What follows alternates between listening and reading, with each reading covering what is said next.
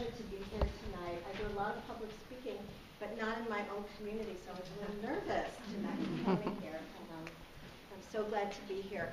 How many of you have kids in elementary school? Okay. How about middle school? And high school? Okay, a lot of you. Great. I have 3 children who've all gone through the wonderful school system here. My youngest is a sophomore in college, so it's a little bit behind me now, but Deerfield's just an amazing place. So it's such a pleasure to be here tonight. When I was in high school, I first started dieting.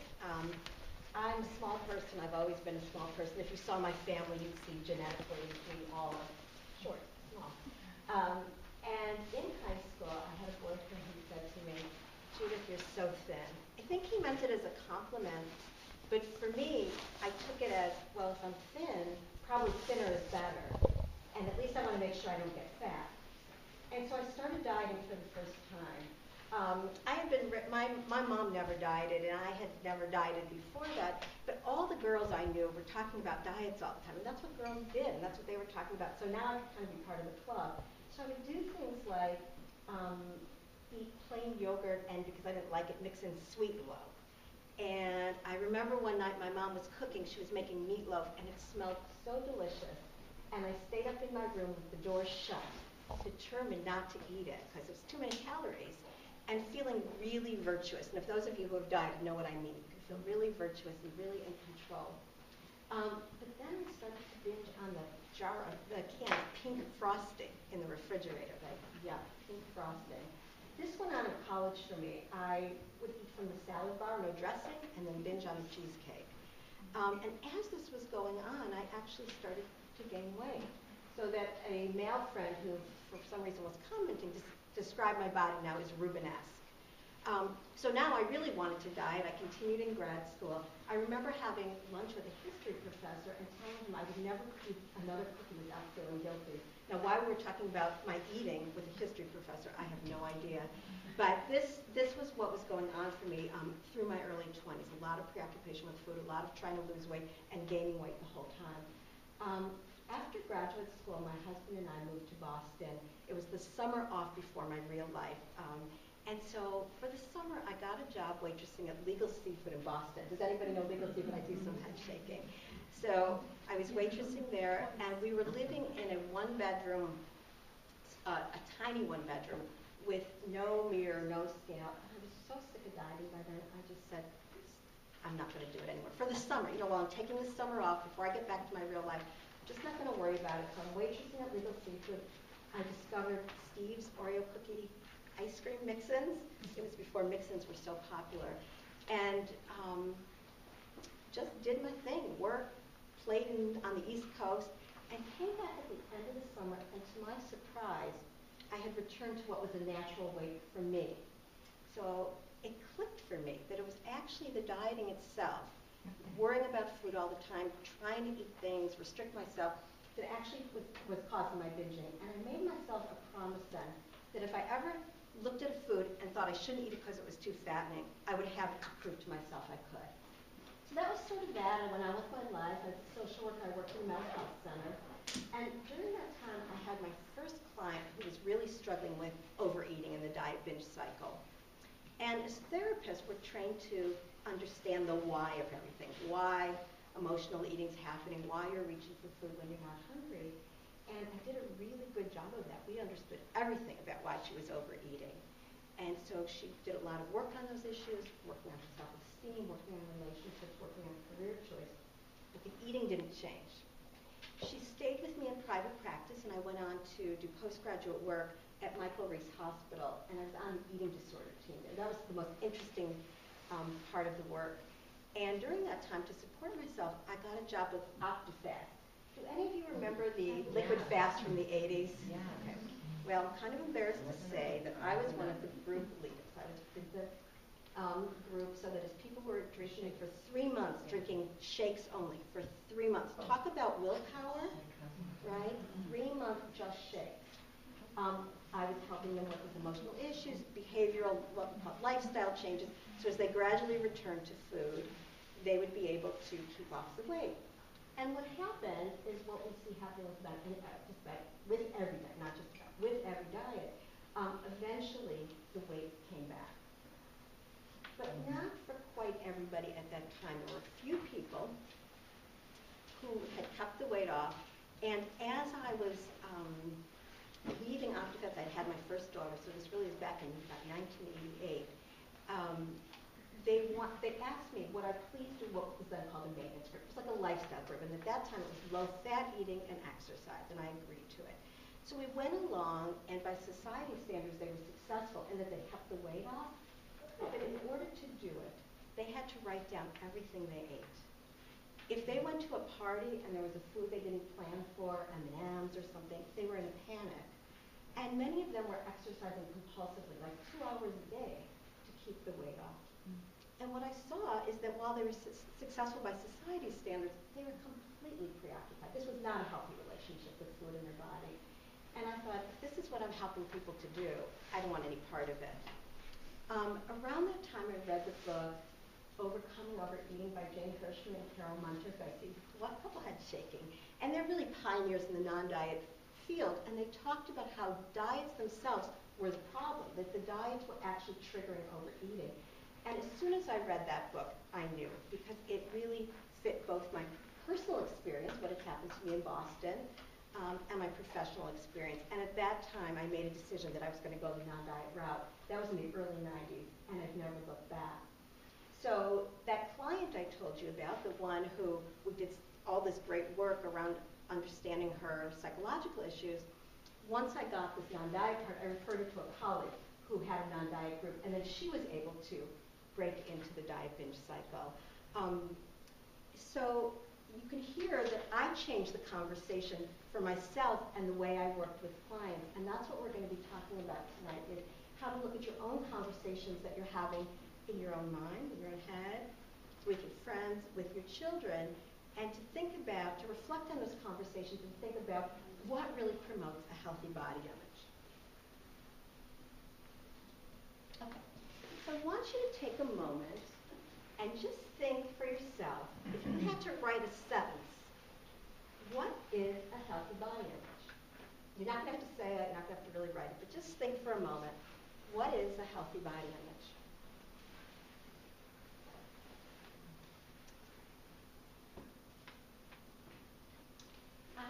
I found this from the eating disorder group, and I really liked the things they talked about.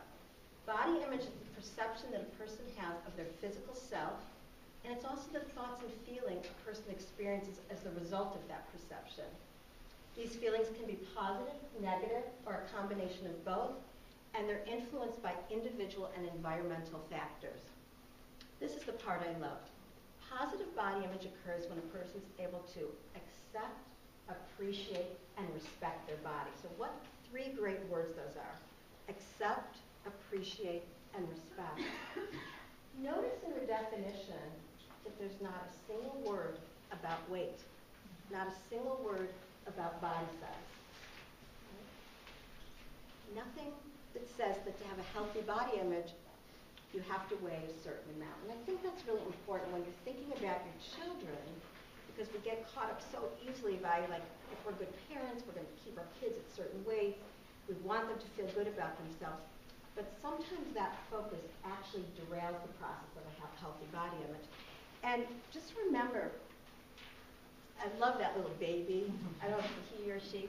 Think about your kids when they were babies, and they were just playing with their fingers and toes and exploring. They love their bodies, right? And I love that little girl. She looks so embodied. She looks so present. Our kids are born, think again of toddlers, running, jumping. They love their bodies, and then what happens to fat? And we're hearing this not only from our teens, but we're hearing this in very young kids. People coming up to me and saying, my 6-year-old on the playground heard her friends say, I'm too fat.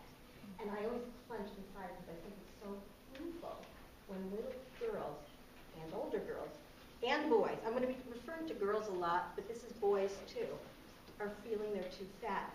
This picture, we have somebody who's looking in the mirror and seeing a distorted image of herself. She's seeing herself as heavier than she is. And we have a lot of that going on. We have a lot of teens, a lot of middle schoolers feeling too fat when we would probably consider them to be pretty average weight, and we have higher weight kids feeling too fat. So what's happened between that time when they were younger? They're not born thinking one size is better than another, right? Nobody's born thinking it's better to be thin or better to be fat. What happens is that they go from these carefree kids enjoying their bodies to these really stressed out children, preteens, teens, so worried. Well, we all know about the media. We all know about these messages in the culture, how I got thin. And usually, I pick these covers, but sometimes the covers then also have the double fudge chocolate brownies right next to it, right? Lose 20 pounds, and here's the things that you want to be cooking. Walk your butt off. I'll keep mine, thank you very much. 18 secret flat belly foods. And the message is always the same, that if you want to be happy, sexy, and successful, you need to be thin, right? Thin is the route to get there. So we have all these messages in the culture. Of course, we can choose whether we keep these magazines out on our tables where our kids can see them or not. We can teach our kids how these pictures are photoshopped and help them be more media savvy, that this isn't really how any of these women probably look. In fact, I don't know if you know, like in the movie Pretty Woman, that's not Julia Roberts' body. It's a body double because she wasn't thin enough for the part. But we don't know that. We don't remember it. So the messages come from the culture. But one of the things I really want you to remember tonight as you listen to this is that we are the culture, right? Each one of us. What we do and what we say and what we think matters. And you're going to hear me say that over and over. So I want to play this video for you that comes from the Tri Delta sorority, and they have a program. It used to be called Reflections. I think maybe they've changed the name. But every year they have what they call Fat Talk Free Week to help people become more aware of what they're calling fat talk. Now, it's not. But from my point of view, the word fat isn't an evil word, even though it's become tinged with such a moral feeling. You know, it's bad to be fat. Thin is good. But it's really an adjective, thin, fat. But what they're talking about here is words that are fat shaming, body bashing, that helping us all become more aware of that. And so I want you to take a look.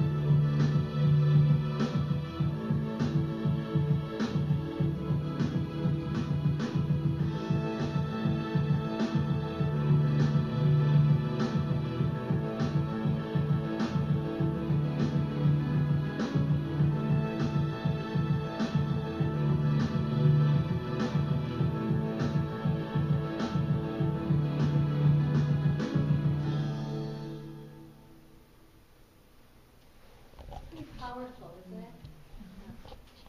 So I think, as I talk tonight, I want to say something. Somebody came up to me earlier tonight and said, I try to do everything right, but I'm probably screwed up anyway. And, we all do our best as parents, and even if we do, quote, all the right things, we don't have a guarantee how things will come out, right? We can only do our best.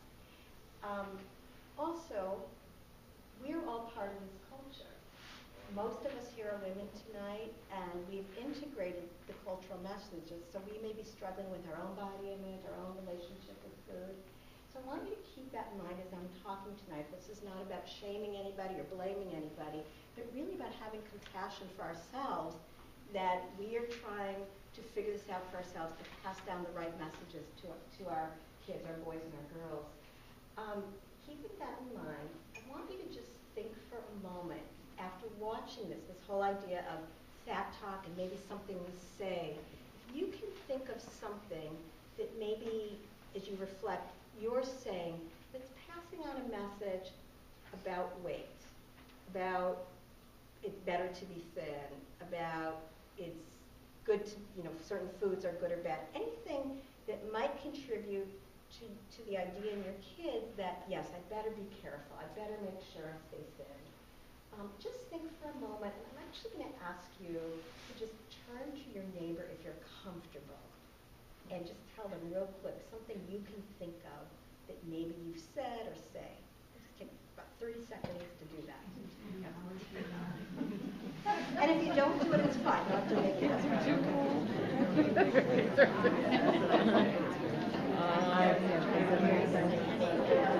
I know my kids sometimes, my two girls, have sometimes commented on their body. I know my son who's a swimmer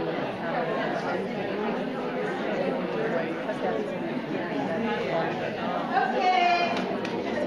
Come on back. I'll bet we could have all kinds of interesting conversations if we had the time. But real quickly, is anybody willing to just share a sentence about something they're aware that they say that they're starting to reflect on? Anybody? Anybody? Brave enough? Yes? I say pretty often, I shouldn't have eaten that. Thank you. Right. I shouldn't have eaten that. Okay. Couple more? Anybody else?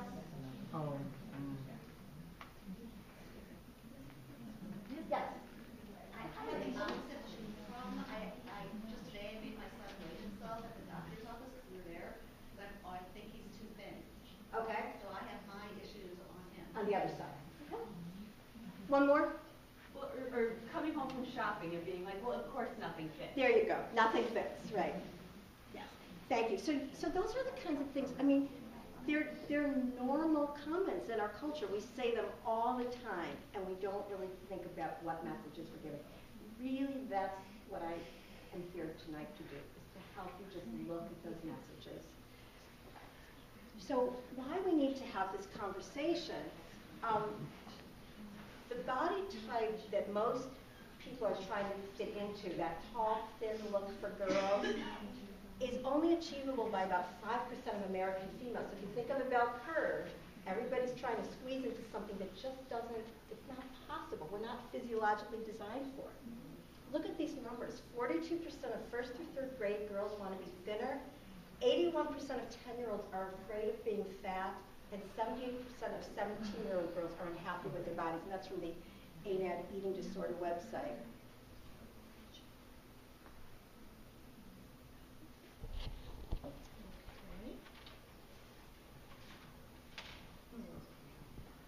Can I ask a question? I'm going to save the questions for the end just because Okay, so just keep those statistics in mind. But is anybody good with PowerPoint? Because I don't know why it's stuck.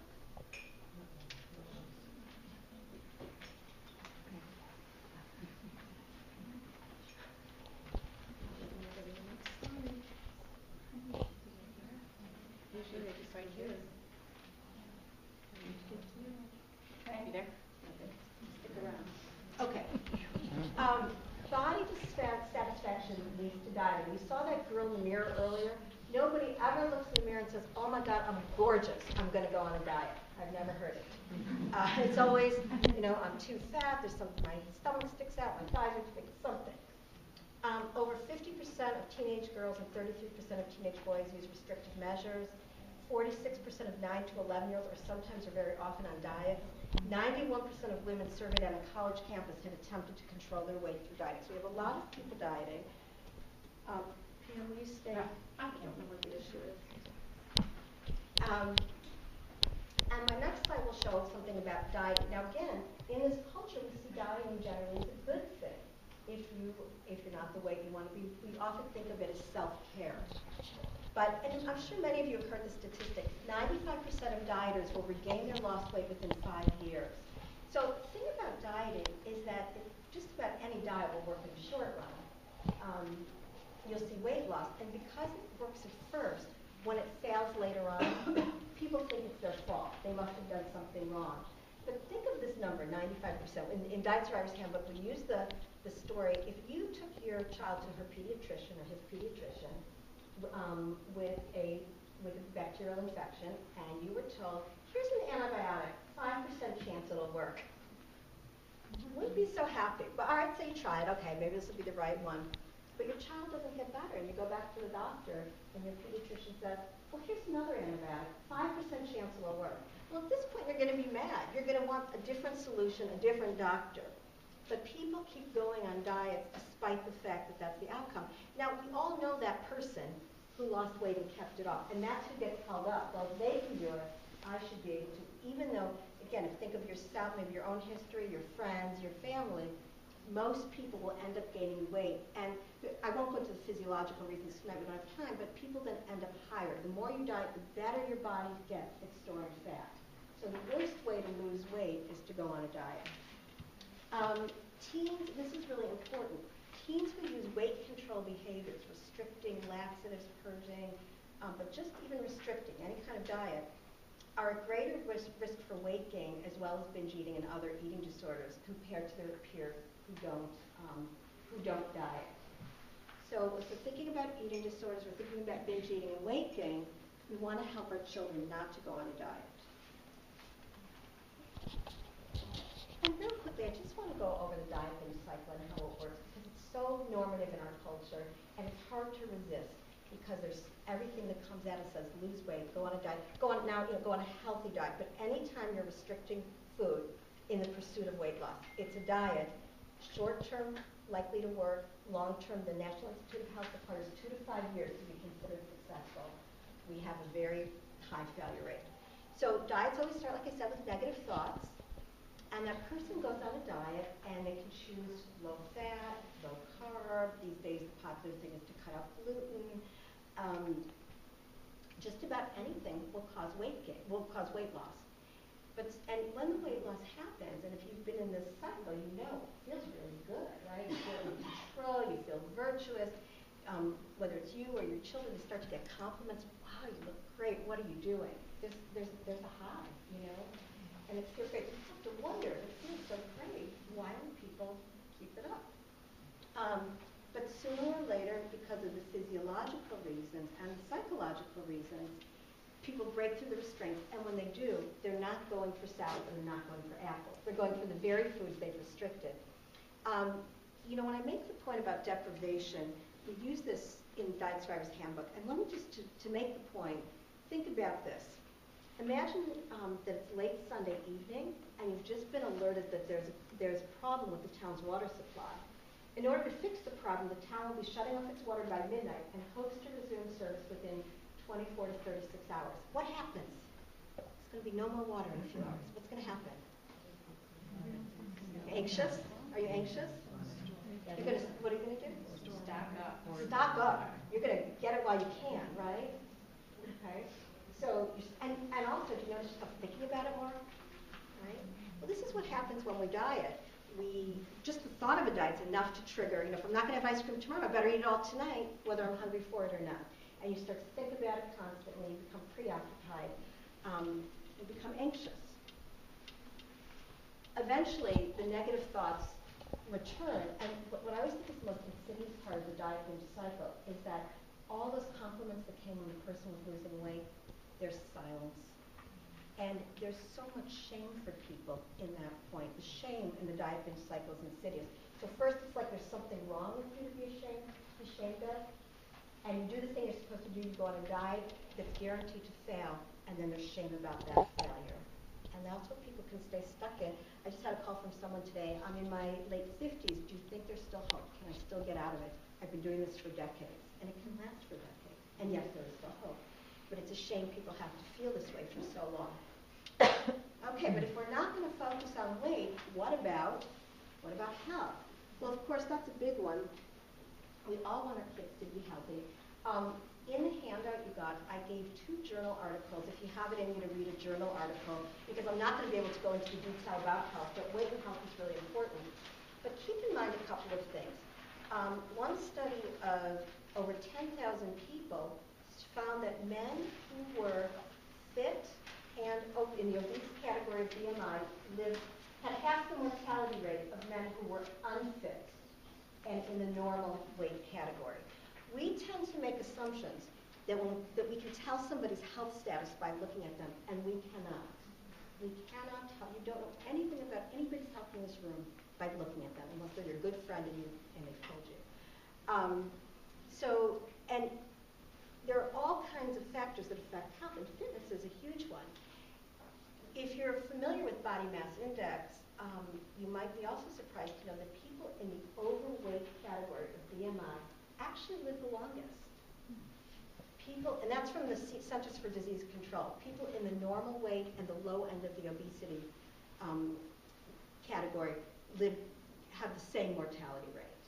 So this idea that you have to be thinner to live longer, just that the research doesn't bear it out. Even if we all ate the same and exercised the same, we would not all look the same. There's a lot of diversity in human bodies. But it's easier to fit in, you say. You know, think about middle school and teens. It's all about fitting in and finding your place. And there's no doubt about it. This is a tough world if you don't meet the conventional ideal for body weight and size. At the same time, just think about it. Like, I'm Jewish, so I'll use that. So if my child came home and said, Mom, they were making fun of me today at school because I'm Jewish, I have a great idea. We'll convert, right? It's not what we say. And we need to think about that around weight. We want our kids to feel better. It's an immediate thing because we believe weight is more. We may have some small influence over weight, but it's very small. Genetics are really the biggest factor in what we end up weighing. And there's other factors, but most of them are out of our control. So it may be easier to fit in, but it doesn't mean we can make it happen. And when we focus on weight loss as the solution, we set our kids up for all those other problems we were talking about. So how do you help your kids with that? Well, it's not always easy, but our kids are strong and resilient. And if we are playing into it and saying, yes, yes, yes, it's right, nobody's going to want to date you unless you're thin. If we're telling them that versus, you know what, your body's just right for you, just like people have blonde hair, and some have brown hair, and some have blue eyes, and some have brown eyes, and some are tall, and some are short, some are thinner, some are fatter.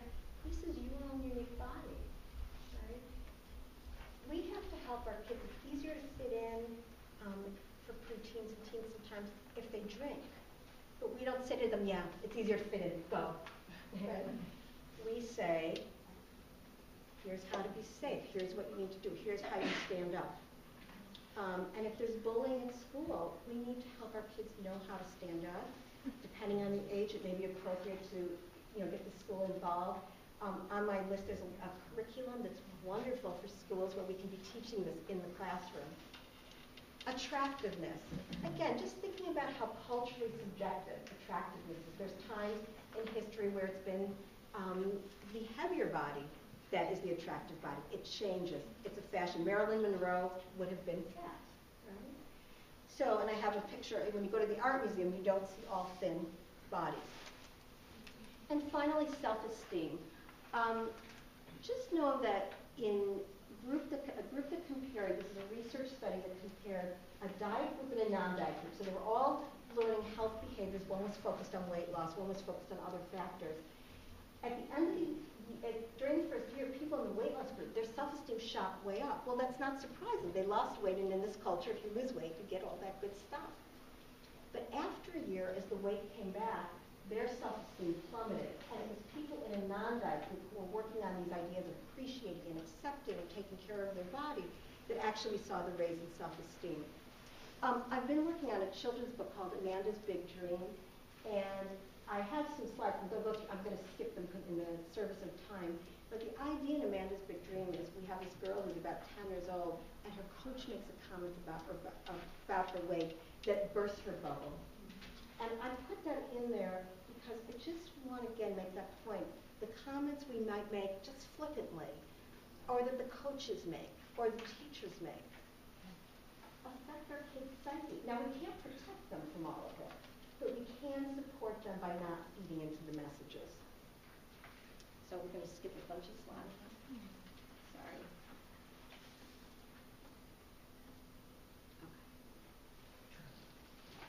Okay. Good old Colbert. How to change the conversation. If girls feel good about themselves, how are we going to sell them things they don't need?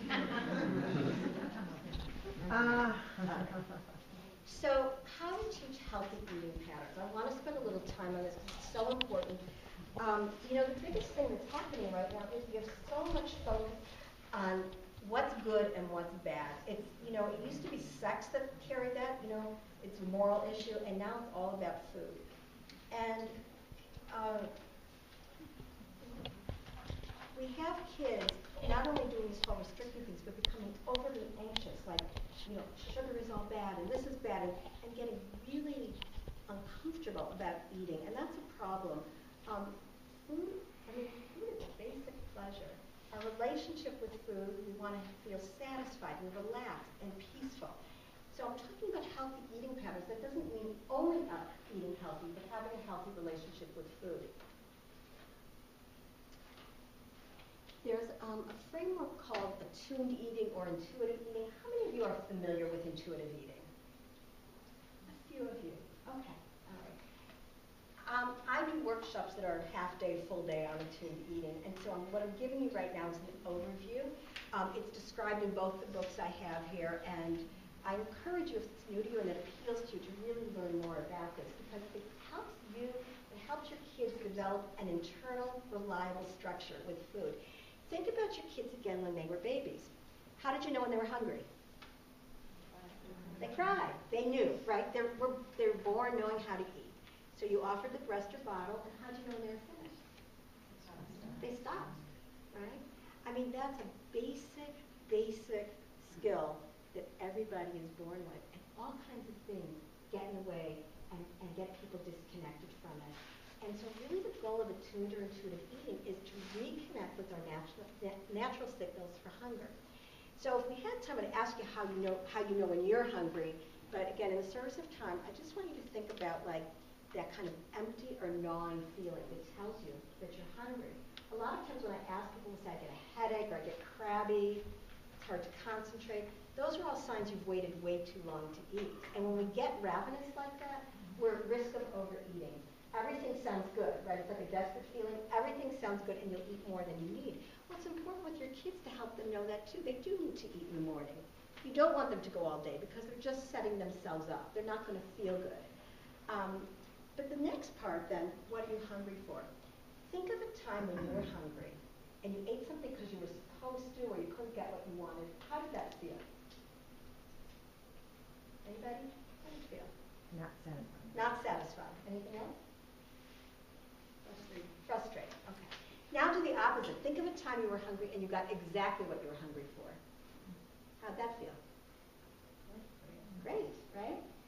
And that's, really the difference. Somebody who's an attuned or intuitive eater, day in and day out, is getting those experiences. I'm hungry, I eat what I'm hungry for, I feel good, versus I'm constantly worrying, should I eat this, should I eat that, am I being good, am I being bad? Okay. So it's important that our kids have a wide variety of foods. And instead of saying, we don't keep candy in the house, or only having, always doing takeout, like if you could have a wide variety of food, it's really great. Having fruit, having vegetables, having pasta, having lunch meats, having pizza, having candy, cake, ice cream. If they're around all the time, they don't get all this special value.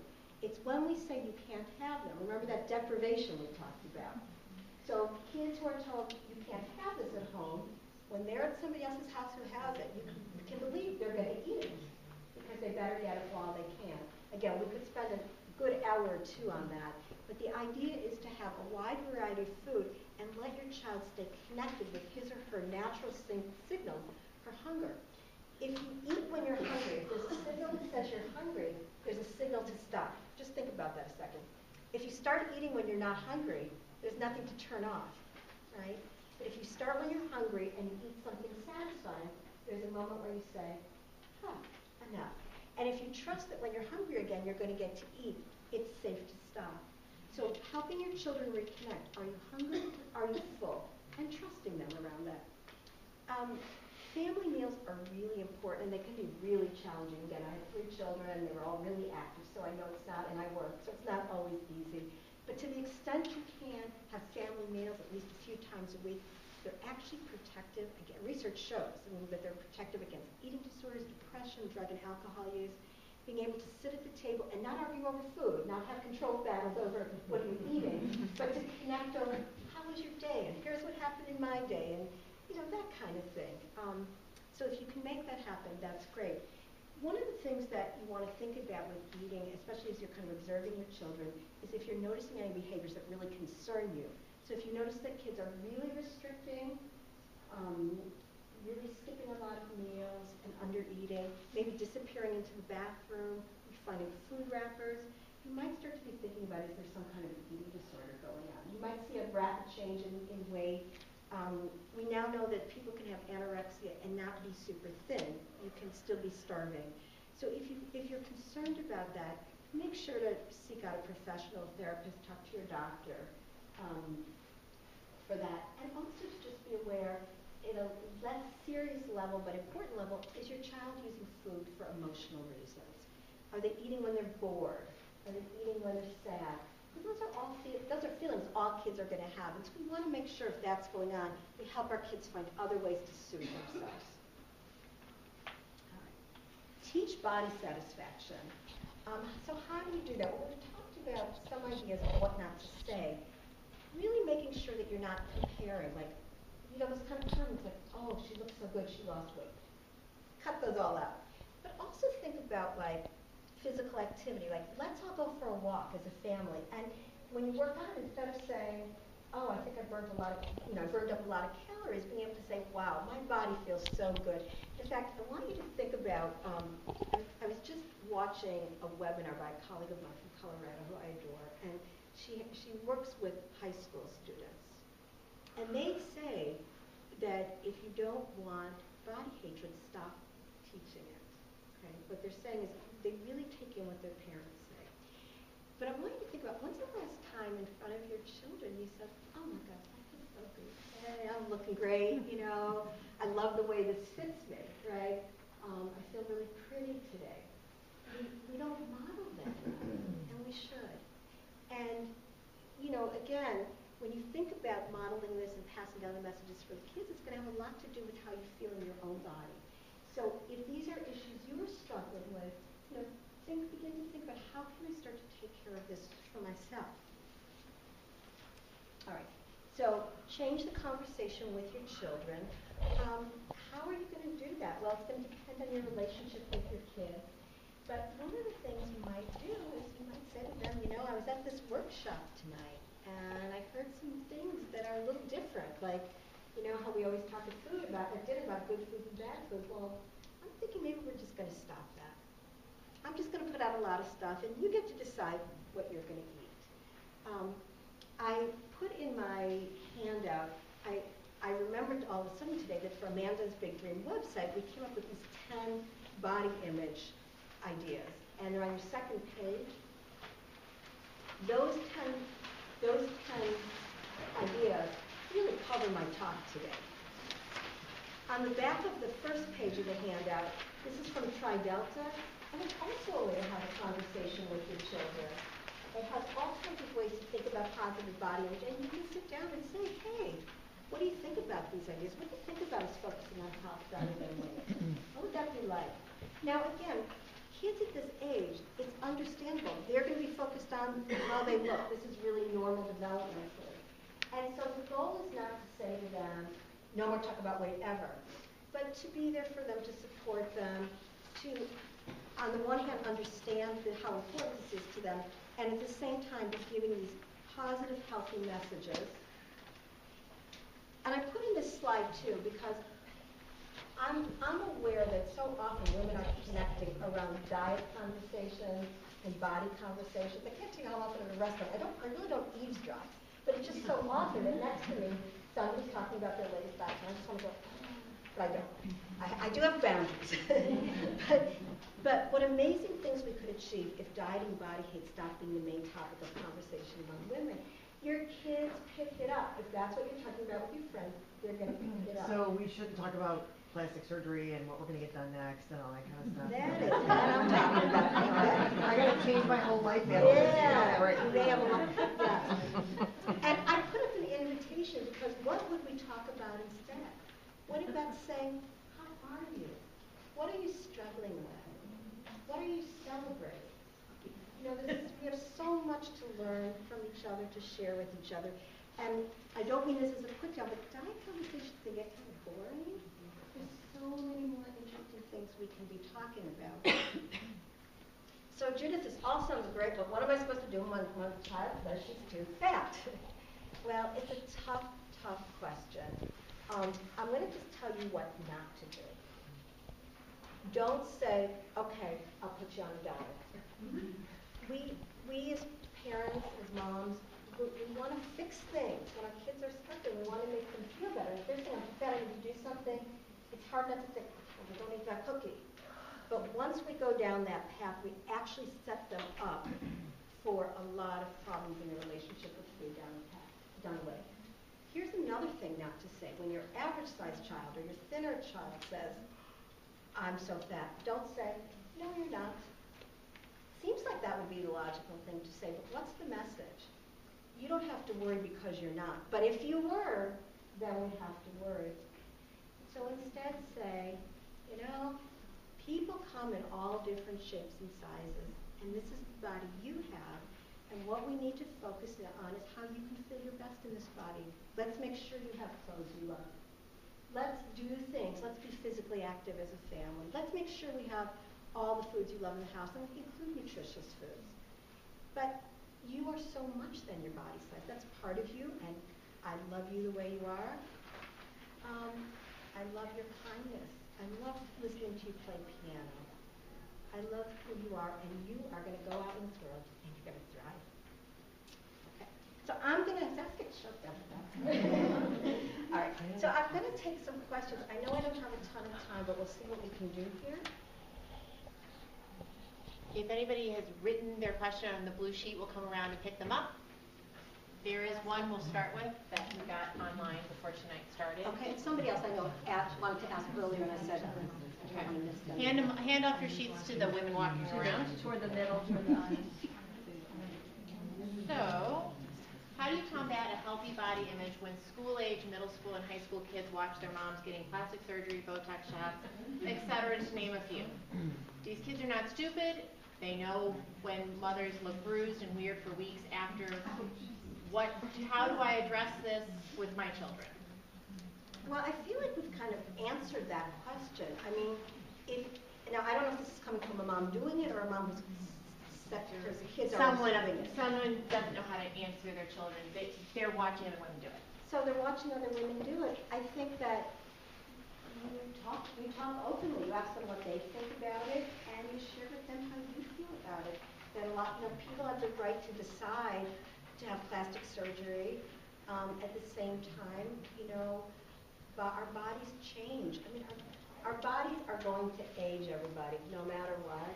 And we can fight it or we can embrace it. One of my favorite quotes in Diet Survivor's Handbook, each of our 60 lessons has a quote.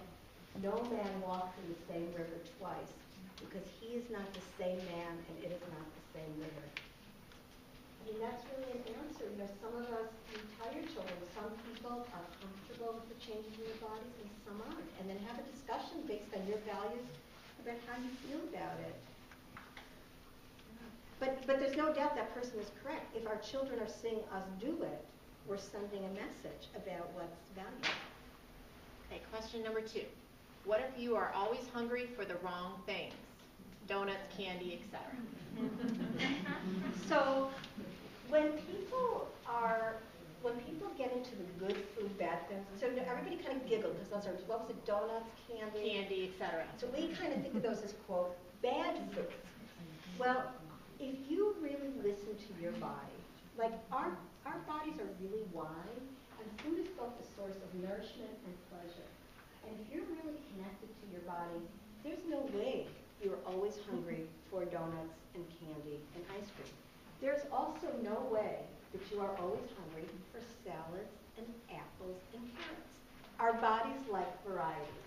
And so a lot of the work I do is help people undo this belief that if I just let myself go, all I would do is eat all these, quote, bad foods. Because what just about everybody I work with finds is once they really reconnect with hunger and listen to their bodies want a lot of helpful food. And sometimes they want sweets. Sweets are part of every culture. It's normal to want them. So the idea is that when you really learn to tune in and listen, you'll find that your diet's actually quite balanced. I've never seen it not happen. I've never seen that happen when somebody really learns. So that person's really disconnected and is probably caught in that diet binge cycle. What if my kids need to lose weight for sports? Oh, I don't even know how to answer that. That is a problem, and as a parent, you're going to have to decide, they may lose weight temporarily, but they're setting their bodies up. The more diets lose weight, the heavier we get over time. We're seeing a lot of eating disorders with dancers, with ice skaters.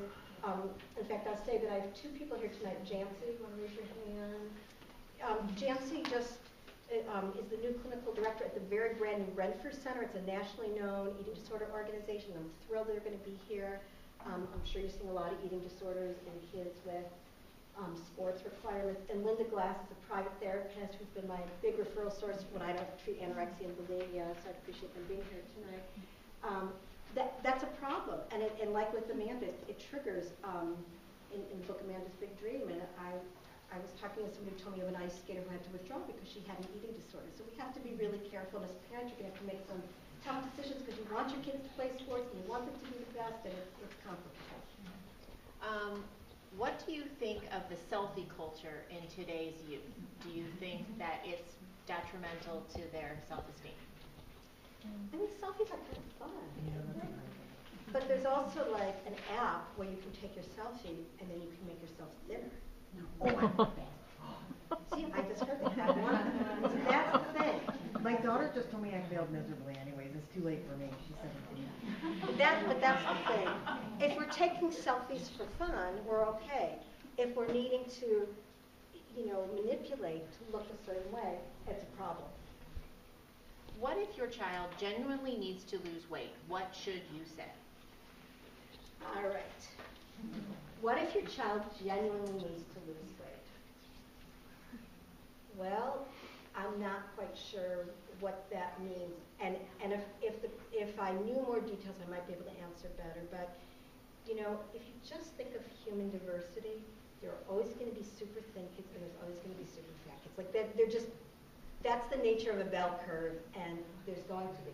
So if you have a higher weight kid where that's their natural weight, and you look genetically, look at parents, grandparents, yes, we're from a bigger family, then I think it's really hard because, it's so easy to judge another parent like, oh, what's she doing wrong? She must be feeding her child all the wrong things. But you need to be that child's support. You need to help them because they have a tough road ahead. But if you're supporting them, making sure, again, one of the things on my 10 body image list is to value health for health's sake, to do the things that are healthy. Make sure that child has plenty of physical activity. Make sure you're bringing a wide variety of foods in the house. Make sure they're getting plenty of sleep and playing with friends. Make sure you go to the doctor and that there's not a problem. The doctors are part of this culture, and you're going to hear a lot of doctors say they have to lose weight. We do not have a way to help kids lose weight. We don't. There have been studies at schools where they've spent millions through the National Institute of Health and done everything that you would think you're supposed to do, and the kids got healthier, and the kids knew everything, but they didn't lose weight. So support your kids, work on your own. You know, I also hope that one of the things that's come through tonight is that we need to respect everybody. Like, there's so much weight stigma in this culture, and we need to see weight. We need to value weight diversity in the same way we value racial diversity, ethnic diversity, religious diversity, and we need to focus on health, because we really don't have any way to make kids lose weight. We do have ways to promote healthful behaviors, and we absolutely should be doing that.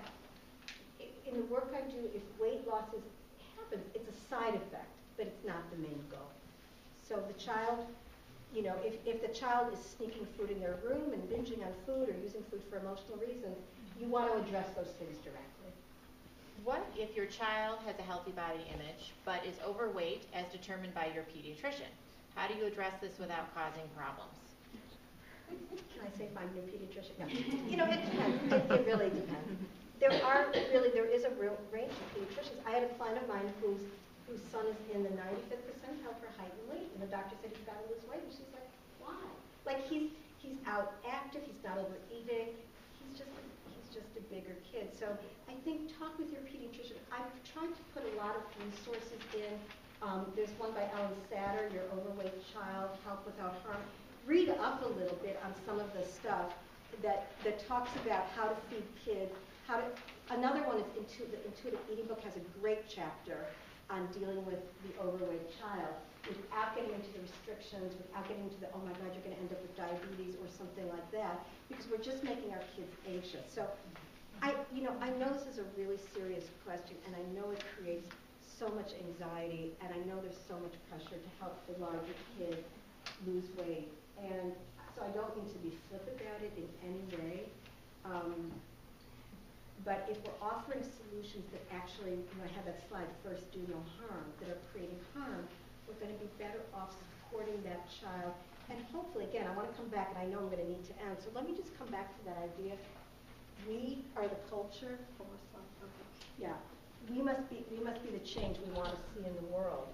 And so if we can start to, I always think about like a pebble, like, hopefully I'm throwing a pebble tonight and it creates ripples, but each of you also can do that. If you change your conversation, if you can embrace the idea that people are going to have different body sizes, it creates a ripple effect. And so this idea that it's the culture, we can change the culture. We can. And we must. So thank you very much.